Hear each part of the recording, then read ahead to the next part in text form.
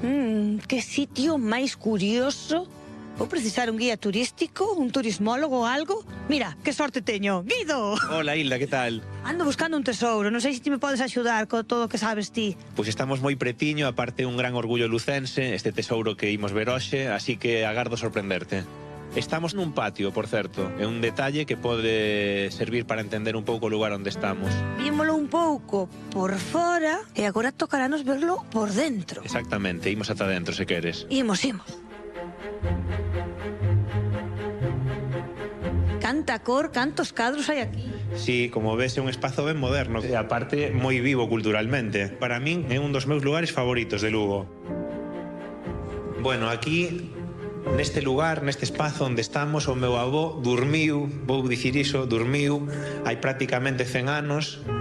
E curiosamente, o meu pai, que é arxentino, veu a Lugo no ano 80, traballou aquí posteriormente nalgo que non tiña nada que ver coa historia do meu avó, digamos, no? É dicir, que este lugar mudou moitas veces de función. Logo tamén destacar outra cousa, que este edificio destacou arquitectónicamente na súa construción no século XIX e tamén na súa rehabilitación no século XXI, así que é un edificio con 3 séculos de historia, XIX, XX e XXI.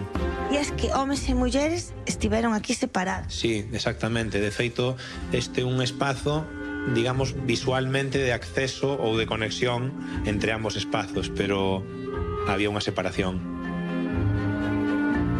Parece que hai moita xente por aquí. Sí, é que sabes que pasa? Que neste lugar fanse moitos eventos, moitos concertos. De feito, creo que agora hai un concerto. É un dos espazos culturais de Lugo con máis vida, con máis actividades, eventos, é moi frecuente. Esta é unha intervención dun artista ou artistas, porque un proxecto anónimo chamado Primo Banksy, moi recoñecido xa a nivel internacional. Este mural ten moita relación co antigo uso que tivo este edificio na súa orixe e na maior parte da súa historia. Esta é unha torre de vixiancia, de observación, porque unha das características que tiña este espazo, este edificio, é que as persoas que estaban dentro non podían sair. Hai que decir, detrás deste muro había represión e aquí onde estamos era donde, despois de moito tempo, a xente volvía a sentir a liberdade. Exactamente, cousa que non é menor, é moi relevante de todo este espazo. Bueno, Guido, temos aquí o noso tesouro xa ás nosas costas.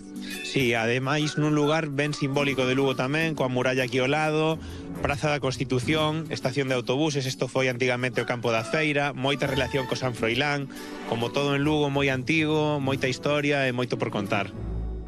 Por certo, que non quepa dúbida, o noso tesouro de hoxe, o vello cárcere de Lugo.